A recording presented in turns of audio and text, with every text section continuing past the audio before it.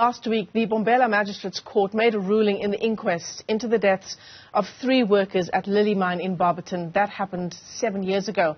It found that the mine's management, the police and the Minerals Department all had a role to play in that container collapse that led to the deaths of Priti Nkambule, Solomon Nerende and Yvonne Mnisi. So where does this leave their families? Well, ActionSA has been involved in the matter, trying to hold those responsible to account. Its party president, Herman Mashaba, is in studio with us to discuss a way forward. It's great to see you. Thanks very much for coming in, Herman. Thank you so much, Michelle, and good morning to the listeners. And thank you to Newzroom Afrika for always showing interest in this very important matter. This matter, without any doubt, is going to go down in the annals of our history as one of the really worst case scenario of what really happened in the 30 years of our democracy. And such an important and scathing judgment that came out of the Mbombela Magistrate's Court last week, holding, as I said, the mine's management, the police and DMRE responsible in part for their failures to mitigate what they knew were the issues insofar as illegal mining activities were concerned? Well, I think just to really give you a little bit of background so that your listeners can have a better picture of really what transpired. You remember this mine, this container went down, I think, on the 5th of February 2016. And a few months later, the owners of the mine, including DMRE, confirmed to South Africans that that container could not be retrieved. And then 2 years later, the families and the former miners felt that that container can be retrieved, and they wanted to go and retrieve it themselves, and they were prevented from doing so. And the families, for the last over 5 years now, have been camping outside the mine on numerous occasions. SAPS, including the South African government, including reporting this matter to the Parliamentary Portfolio Committee in Parliament on Minerals and Energy. I don't know how many times I've reported this matter to Gwede Mantashe with no ever even responding to any of our requests. To date, over 3 million rands in legal fees of money that we don't have has gone through this. But at least there's a light at the end of the tunnel. They've played every game in the book to try and divert attention for South Africans not to have interest in this matter. But luckily, I had a resolution that I was going to get into this matter, because when the family approached me first, over the phone, I then went. Michelle, I just could not really believe it. But I immediately saw a hole. When the family and the former miners were relating to me what happened, the decision, the department, the mine owners, made the decision that this the container cannot be retrieved. I saw immediately a hole. That no way. What informed that decision to say the container could not be retrieved?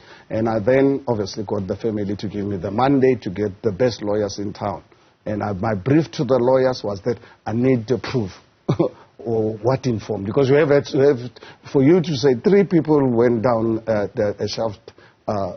What informed that decision? And also in the process came across 2 reports, findings by mining experts 2 years before this container went down, warning mine management and DMRE to do something about this, otherwise it's going to be tragic. So as far as I'm concerned, this the loss of these 3 lives and the families being put into the situation, it was not an accident, it's a deliberate thing.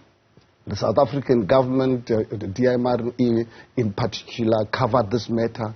The South African Police Service, the National Prosecuting Authority are reported on numerous occasions saying, if you don't want to prosecute, then give us a only prosecution to prosecute this, because you cannot tell us you can't prosecute when you don't have the bodies. But you know where the bodies are. So we're happy, firstly, with the judgment on Monday by the Constitutional Court for Vantage Goldfields for always appealing. Now they've got nowhere to appeal. And secondly, I think the judgment on Friday by the Mbombela Magistrate Court to hold them accountable. So after this interview with you this afternoon, I'm driving down. You can imagine I had to now drive all the way to go and meet with the family to decide the way forward. Tomorrow morning with the families and the local chief, I'm taking my legal team with me so that we can actually see to it that justice is done, that the containers retrieved, that the BRP, you know, the business rescue practitioners, I can say here in front of you that they've also been party to this, because over 2 years they've been in contempt of court all the time, allowing the Vantage Goldfields to appeal a matter that was so obvious. So they've been party to this. So yeah. there's a big at stake here. Lots of them must be big people who are involved in this, including in our own government. I mean, it's been a harrowing 7 years. One can just imagine for the families of these 3 mine workers as they try to find closure, right, which is a difficult thing to do when you're unable to bury your loved ones. So in terms of the way forward now, are you saying 2 things? One, that you are going to push forward and try to retrieve that container, and secondly, the issue of a criminal investigation? Absolutely. Firstly, what needs to really happen, the business rescue practitioners, more than 2 years ago, there was the court judgment for them to take the proposal, because the various shareholders, interested parties, because this business immediately after the collapse, remember, it went into business rescue and it was then put under administration. The business rescue practitioners who can, without any apologies, they were party to those. On 2 occasions, they've been in contempt of court to take this matter to the shareholders to vote on, because there's one of the major shareholders in this party who made an offer to buy this mine, pay all the creditors, and reopen the mine. And part of their condition was that they will retrieve the container. But unfortunately, Vantage Goldfields has always been appealing against this, and the BRP complying with them. The South African government, including Minerals, DRME, saying that they don't have a say in the matter. Mining licenses in this country since 1994, government has got all the powers, so that if there's any illegality, something must be done. But in this particular case, we find it really very strange and bizarre that the government has been on the side of management without really taking into consideration the plight of the families. I don't know if, Michelle, you are aware the families of the 3 miners have been camping outside the mine for just over 5 years. Outside. The mine management unleashed criminals.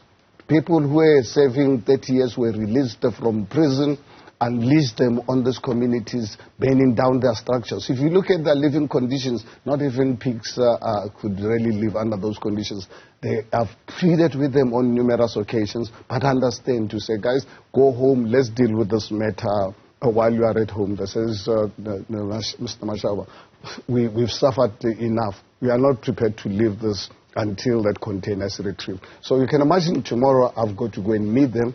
Yes, there will be positive news, but one thing that I want South Africans to be aware, that Vantage Goldfields and the South African government might play some tricks. So that is why I'm taking our legal team to talk to the families and the local chief to make sure that we put our ducks in a row to ensure that there is no further delay, that the BRP must take this matter to the shareholders, because there are proposals to buy this mine. Yeah. So there is no reason why they're refusing.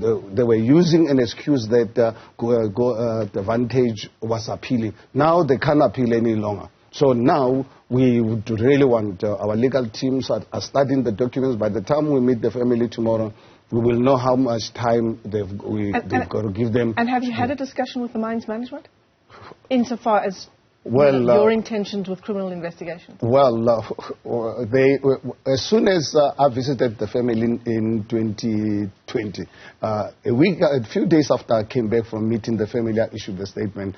The CEO, I don't know where he got my number from, wanting to meet with me, but I refused. Honestly, I have no business to discuss with him. If he needs to discuss anything, must discuss it with the family. Personally, I've refused. I have no business to discuss with him. So, yeah, so we want the BRP to take this matter to the shareholders to vote, because there is a company that wants to buy this mine, including reopening it, including the retrieval of the container. We want the South African police, we want the National Prosecuting Authority. They have no excuse any longer, because all along they were saying to us they cannot prosecute when there are no bodies. Now the court has made a judgment that those people are dead. You can't really say it'll be 8 years in February. Yeah. So this matter has been, it's actually a bad reflection. It's a reflection on all of us as South Africans, because we are happy at any point in time to go and march for international matters. But when our own people are being murdered here, because this is murder, as far as I'm concerned, this is pure murder of Pretty, Yvonne and Solomon. It is pure murder because of negligence. So, almost 8 years later, there's no justice for them. The families, you can imagine the disruption. What has it cost to those families? Absolutely, and the heartache. Herman Mashaba, ActionSA President, let me thank you for your time this morning. The party keeping a close eye on developments insofar as Lily Mine is concerned, also now announcing its next steps to try and get justice for the 3 mine workers who were killed when that container went into a sinkhole. Herman Mashaba, thanks for coming into studio.